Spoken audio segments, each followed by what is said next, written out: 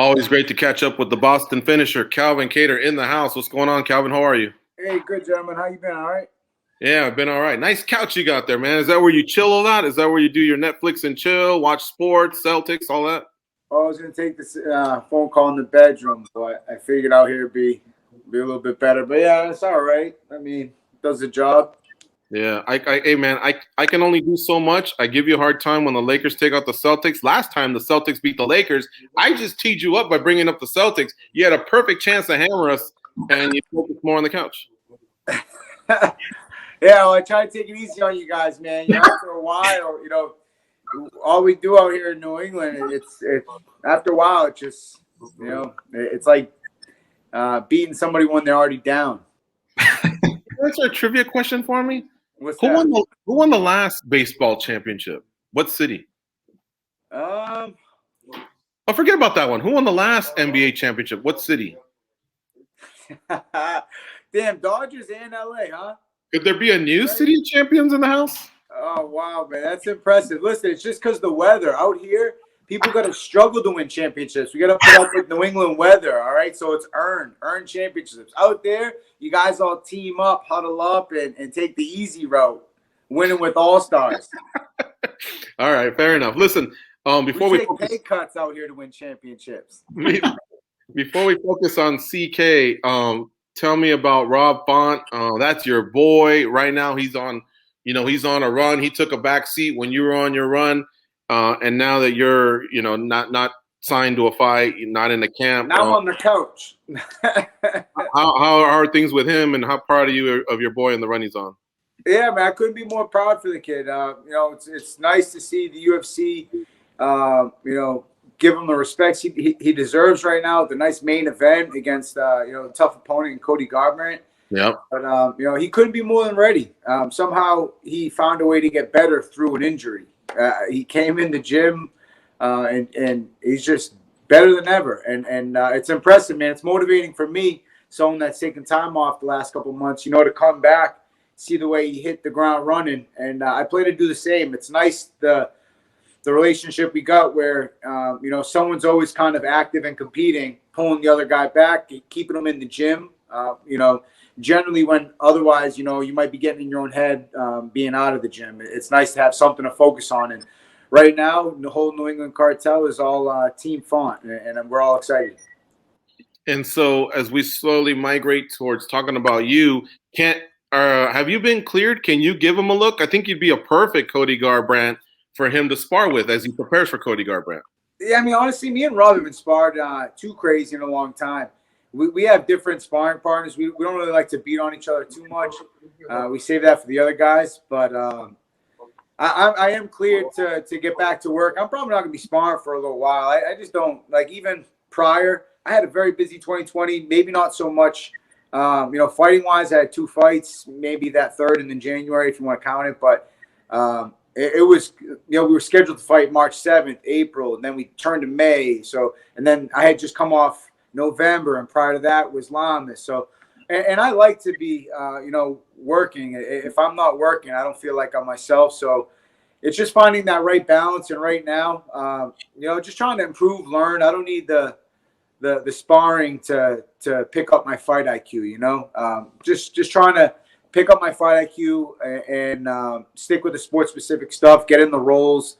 And even though you don't see it in the fights, I work that shit in the gym. George and I are in a very weird situation because we just had our 14th year of doing the show. We've been doing it a long time. That's awesome. Thank you. And throughout that time, we interview guys quite a few times. Fighters fight a lot in their career. And so we want the sport to continue. We want it to grow.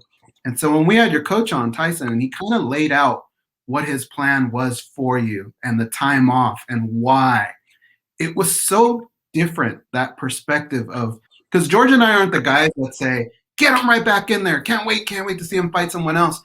We want you guys to have long careers. We want you guys to not only have good lives during your careers, but even after. We cheer for you guys. So to hear that perspective of the way that you guys are handling things, and I've seen this with a few camps, but especially with yours, you guys take things as a family, and I love that. Can you talk about that conversation as a team when you guys decided the route that Calvin Kattar was going to take for the next couple months? Because obviously it keeps you out of the cage, but it keeps you healthy and you get better along the way. Yeah, it's tough to dial back, man. It's one of the hardest things to do. It's not so much hard to rev it up, but it's tough to dial back. But you got to listen to your body, and I've been long overdue to trying to get some kind of rebound. But, yeah, it's the credit to, the team. Like you said, it's a family, and I think our biggest attribute is that, we care. And so we're putting in the work. And Tyson got a lot of slack for that last one. Honestly, I pretty much – it is what it is, man. Sometimes you're the hammer, sometimes you're the nail, and it happens when you're fighting the best guys in the world. But for him, he takes it a little bit harder. People are questioning him for not throwing in the towel. But if he threw that in, maybe he would have had more problems with me. So who knows how that works. But I'm just happy to be back. I'm in a good groove now. I feel healthy. I feel strong, except for when I go at Rob because he's on another level right now. But I'm just excited, man. Full steam ahead. May 22nd, main event, long overdue. Rob Font's number 3 in the world. I'm number 6 right now. It's a great time, man, for both of us, and for just staying the course, trusting the process, keeping our head down, putting in the work, and now we have these big opportunities in front of us. Rob, I understand Tyson. Those guys put so much into it, and it's not like the NFL where these guys are making millions of dollars, right? The way I say it, I'm sorry to interrupt. The way I say it, we get paid what the NFL guys get fined. Yeah, that's true. It's crazy.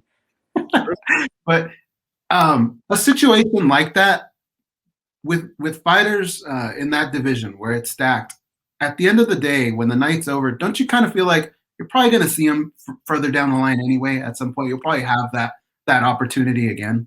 The guys we compete against, like a Max, you're saying? Yeah. Oh, yeah, 100%. That gives me the drive. If I don't get what I'm after the first time, I have the type of mindset and a personality to back it up where I get more motivated the second time. It's like I get more motivated when I get set back. So either way, it's always forward. I always fall forward. And I look forward to a round 6 with Max, man. He did what he had to do in the first 5. Hell of a fight. Credit to him. And I can't wait for another opportunity to get a crack at that one. Guys that you've fought before in the past, like say a Dan Ige, Yep.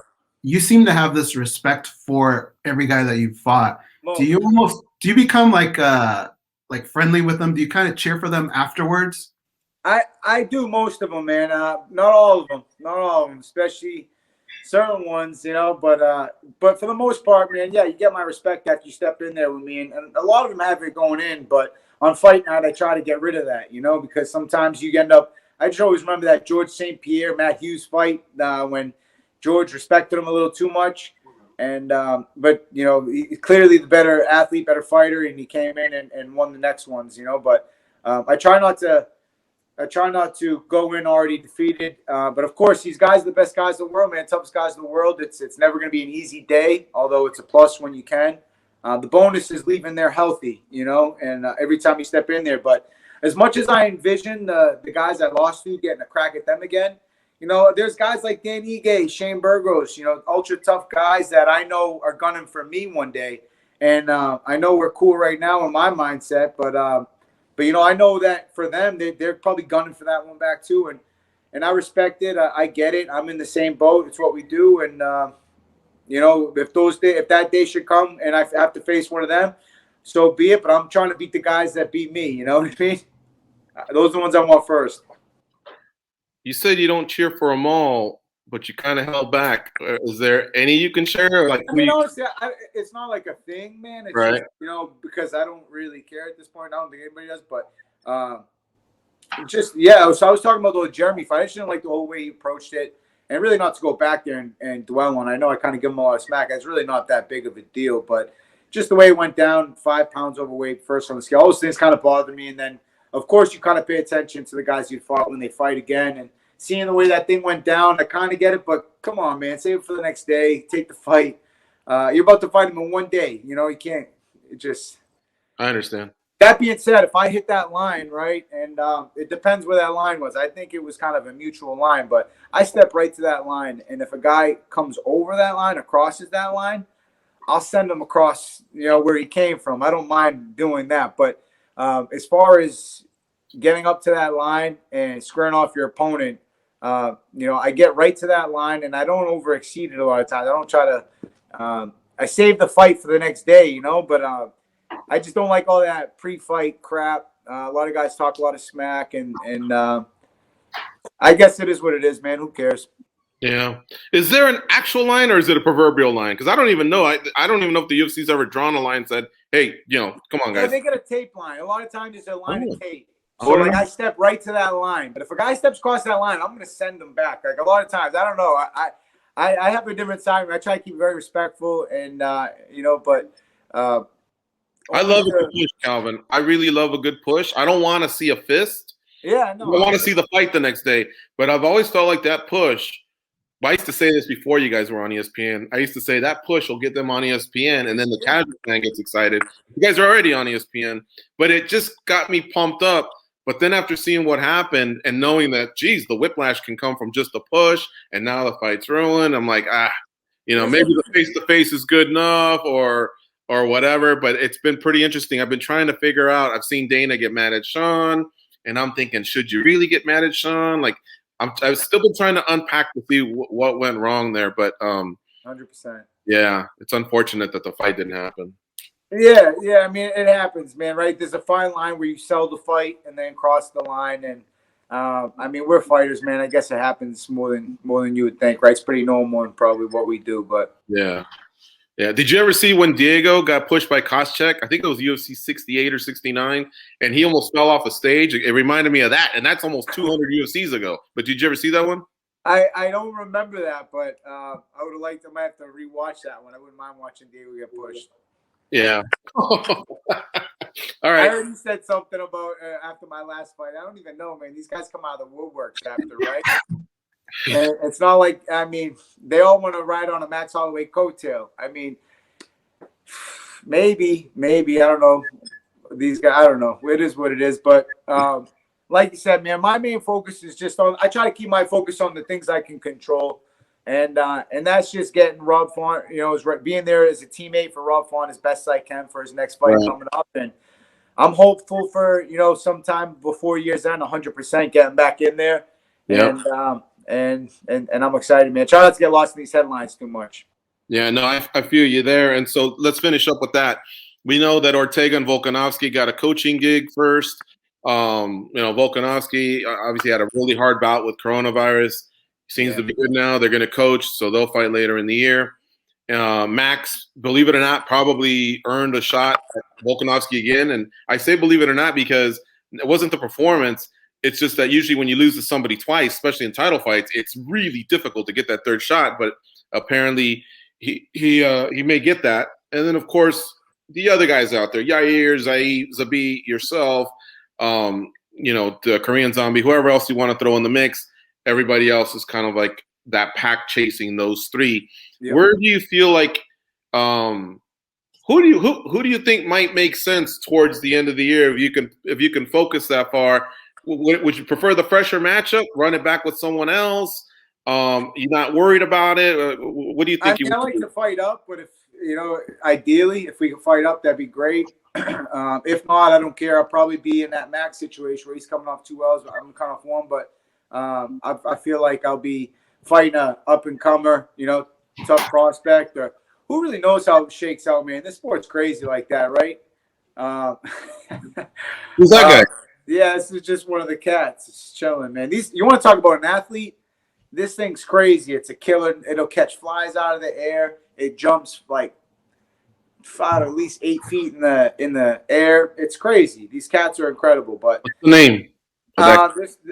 There's 2 of them. So one of them's Bella and one of them's Abigail. But I call them Kit and Cat. Kit Kat. Something. One of the longest tails I've ever seen. Jesus, that's a tail. Yeah, man.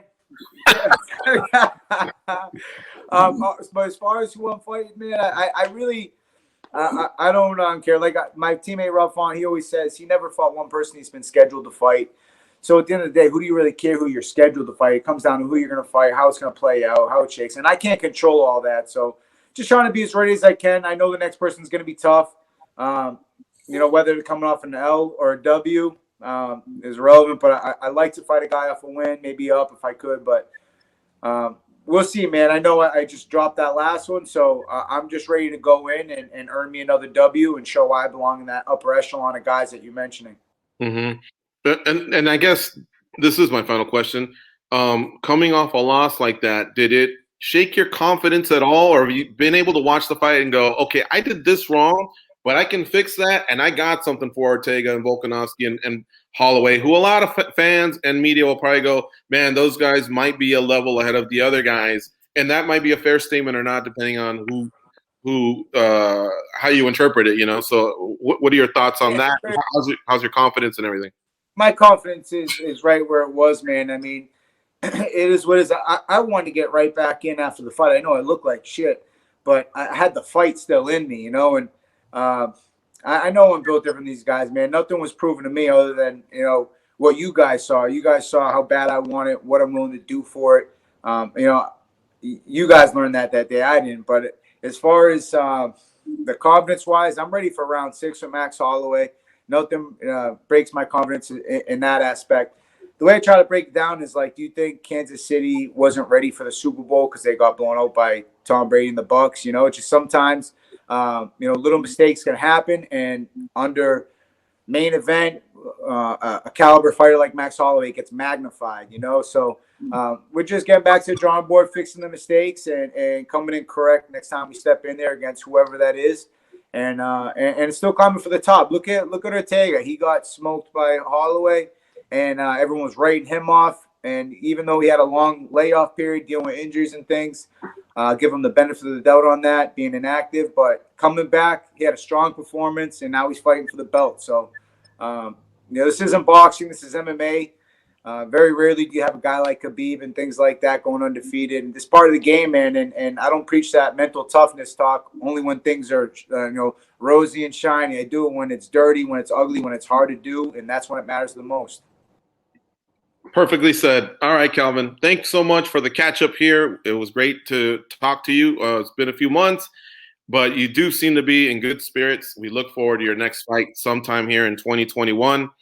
And maybe we'll see you soon when Rob throws down in his big fight that's coming up as well. So take care and good talking to you. Thank you. I'm with it. Let's go, Rob Font, May 22nd. And congrats on 14 years, gentlemen. That's awesome. Thank you, sir. We appreciate that. All right. Take care. Thanks, guys.